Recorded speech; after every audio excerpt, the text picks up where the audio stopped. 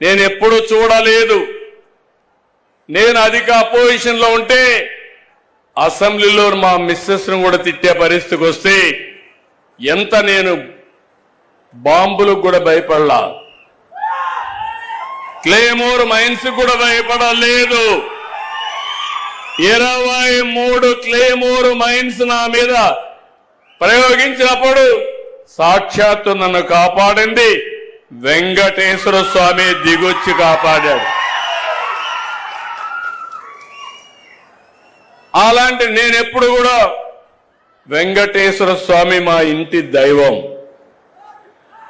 నేనెప్పుడు మా ఇంటి నుంచి చూస్తే వెంకటేశ్వర స్వామి నామాలు కనపడుస్తాయి మంగాపురం ఆ సైడ్ నుంచి. అలాంటి వెంకటేశ్వర స్వామికి అపచారం చేసే పరిస్థితి ఈ మధ్యలో మీరు చూస్తున్నారు. అధికారంలో ఉంటే బూతులు తిడతారు, అపోజిషన్ లో ఉంటే కూడా బూతులు తిడతారు. ఇది ఎక్కడ న్యాయమో ఏమయ్యా? మీకు ఇది కరెక్టేనా? మీకైతే కోపం రాదా? మీ తల్లిని తిడితే మీకు కోపం రాదా? మీ ఇంట్లో వాళ్ళని తిడితే మీకు కోపం రాదా? మనం తిట్టించుకోవడానికి రాజకీయం చేస్తున్నావా? బాధ, ఆవేదన, లెక్కలేనితనం, ఆంబూతుల మారిగా తయారైపోయారు. ఒకసారి రెచ్చగొట్టే ప్రయత్నాలు చేస్తున్నారు. రాష్ట్రాన్ని సర్వనాశనం చేశారు, గంజాయిమయం చేశారు.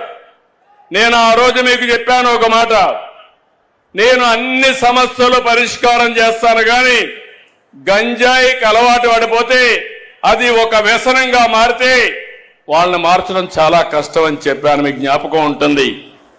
అదే జరిగింది. మొన్న మదనపల్లిలో చూశారు, మళ్ళీ గంజాయి తాగి మృగంగా ప్రవర్తించే పరిస్థితికి వచ్చాడు.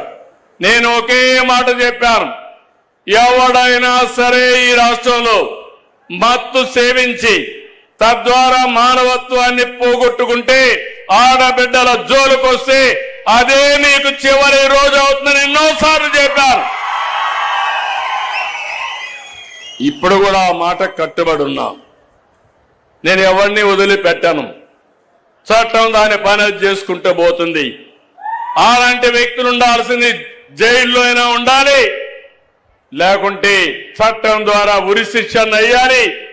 ఆ భయంతో ఎవరైతే ఈ తప్పులు చేశారో వాళ్లే అఘాయిత్యం చేసుకునే పరిస్థితి వస్తారు తప్ప ఎవరిని వదిలిపెట్టే పరిస్థితి ఉండదని మరొకసారి మీకు హామీ ఇస్తున్నా.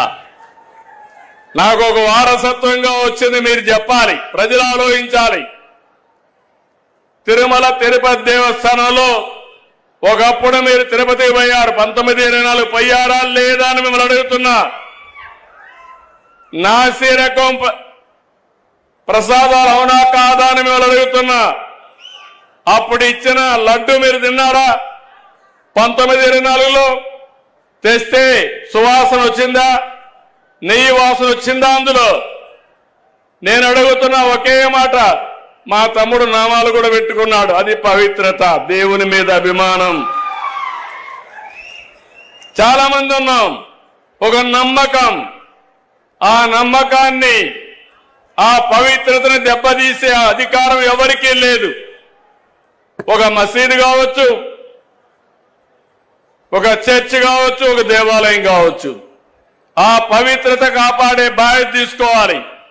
అలాంటిది అపవిత్రం చేస్తే నేను ముఖ్యమంత్రి అయిన తర్వాత నేను ఇచ్చిన హామీ ప్రకారం రెండో సంతకం ఆఫీసర్ వేసింది తిరుమల తిరుపతి దేవస్థానం ఈవోగా వేసి శ్యామలరావుని ప్రక్షాళన కార్యక్రమానికి ప్రారంభించా.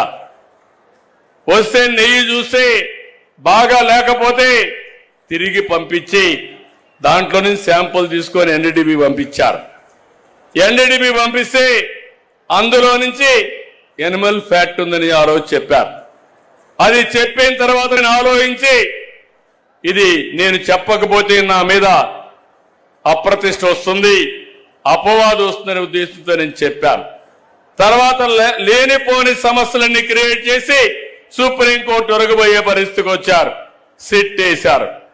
ఆ సిట్ లో వచ్చినటన్నీ మీరు చదివి ఉంటారు. చాలా స్పష్టంగా చెప్పారు, అసలు ఇది నెయ్యే కాదు, కెమికల్స్ తో తయారు చేసిన నెయ్యి అని చెప్పారు. రాష్ట్ర ప్రభుత్వాన్ని కూడా యాక్షన్ తీసుకోమని అధికార యంత్రాంగం పైన ఒక రిపోర్ట్ పంపించారు.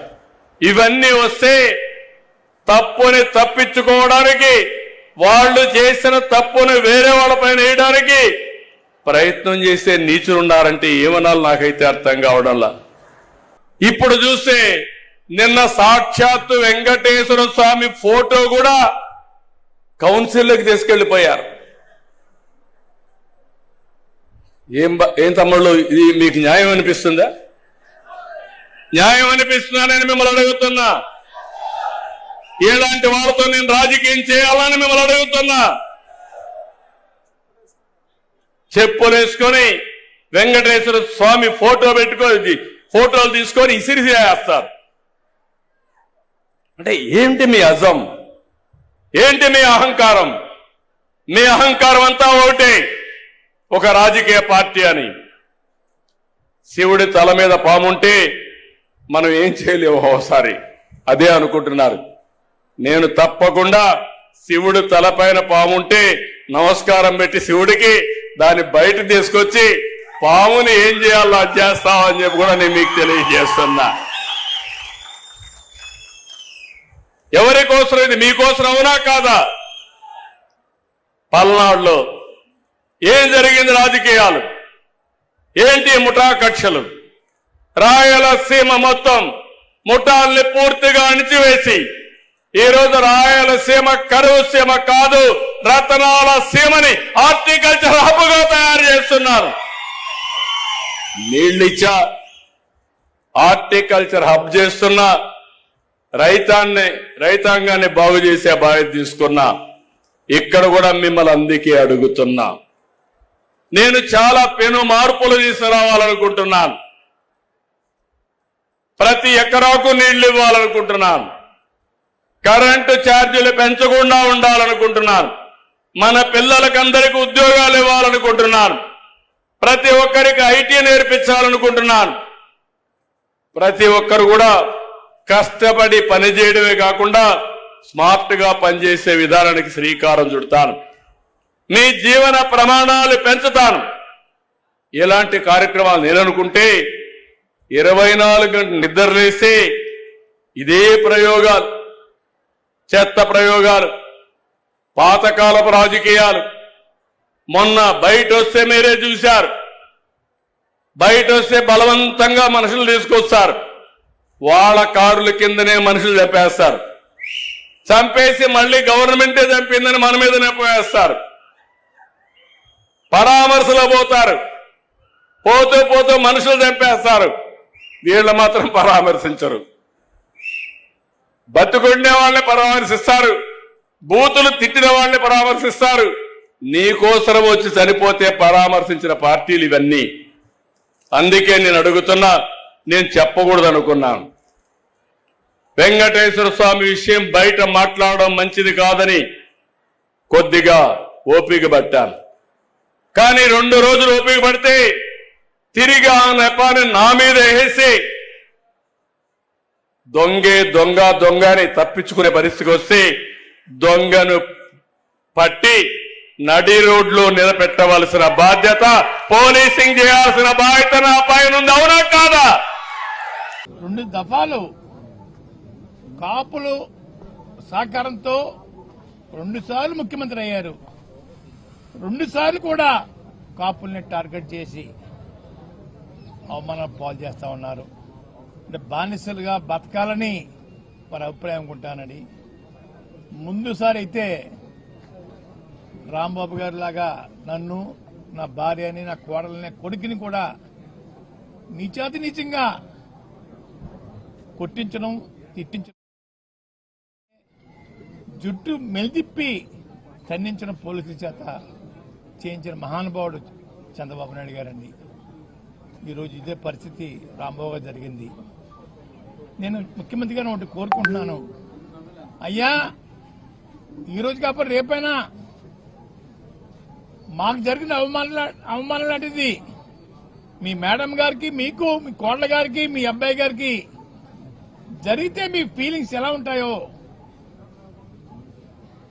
చెప్పాలని నేను కోరుకుంటా ఉన్నానండి. మేము బానిసలం కాదన్నయ్యా, పాకిస్తాన్ నుంచో ఆఫ్ఘనిస్తాన్ నుంచో వలస రాలేదన్నయ్యా, ఇక్కడే పుట్టాం, ఇక్కడే పెరిగామండి. కానీ నీచాతి నీచంగా మమ్మల్ని చూడటం, బాధించడం బాధగా ఉందని ముఖ్యమంత్రి గారు. రెండోది, తిరుపతి లడ్డు విషయంలో అబద్దాల మీద అబద్దాలు రోజు వల్లించడం సమాజం నవ్వుకుంటుందండి. భక్తుల యొక్క మనోభావాలు దెబ్బతింటున్నాయండి. గుళ్ళకి వెళ్ళకూడదు, గుళ్ళో పెట్టే ప్రసాదం తినకూడదని అభిప్రాయం మీ మాట పెట్టి వారికి కలుగుతుందండి. ఎప్పటికైనా మించిపోయింది లేదు. ఆపేయండి మీ అబద్దాలని, ఇంకా ఆపేసేసి గౌరవంగా క్షమాపణ చెప్తే బాగుంటుందని అనిపిస్తా ఉందండి. క్షమాపణ లేకపోయినా పర్వాలేదు, ఇక్కడితో ముగిస్తే మంచిదని కూడా అనుకుంటా ఉన్నానండి. ముగించకుండా సిబిఐ దర్యాప్తు మీద మళ్ళీ ఒక కమిషన్ వేయటం అన్నది ఏంటి మీ ఉద్దేశం? అందరినీ ముద్దాలకే పెట్టి జైల్లో పెట్టేద్దామనా ఏంటి ముఖ్యమంత్రి గారు? ఎన్నో రిపోర్ట్లు నెగిటివ్గా వచ్చాయే, ఎక్కడా పాజిటివ్గా లేదే. మాటికి గొడ్డు మాంసం అని, పంది మాంసం అని, చేప కొవ్వు అని, ఆవు కొవ్వు అని అబద్దాలు వల్లిస్తా ఉన్నారు. ఆపని ముఖ్యమంత్రి గారు, దేవుడి మీద భక్తి పోతా ఉంది. అయ్యా, ఇది మంచి పని కాదు. అధికారం ఇచ్చారు, మన ఇచ్చేది కాదండి రాష్ట్రం, ప్రజలు ఇచ్చారు ఒకసారి అవకాశం, మళ్ళీ పోయింది, మళ్ళీ ఇచ్చారు. సద్వినియోగం చేసుకోండి ముఖ్యమంత్రి గారు, బాధించకండి. గౌరవంగా జీవించే మనుషులను గౌరవంగా జీవించనమండి, అంతేగాని మీకు బానిసలుగా చేసుకోవడం కోసం మా ఇళ్ల మీద దాడి చేయించే కార్యక్రమం స్వస్తి పలకమని చెప్పేసి నేను కోరుకుంటా ఉన్నాను.